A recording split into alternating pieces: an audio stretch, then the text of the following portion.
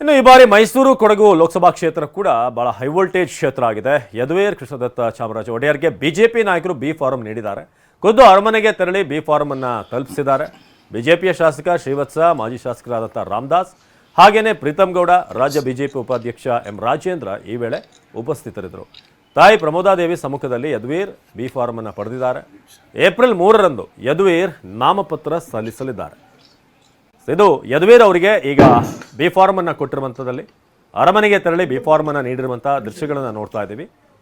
ಬಹಳ ಮುಖ್ಯವಾಗಿ ರಾಮದಾಸ್ ಈಗ ಅಲ್ಲಿರೋದನ್ನು ನೀವು ನೋಡ್ಬೋದು.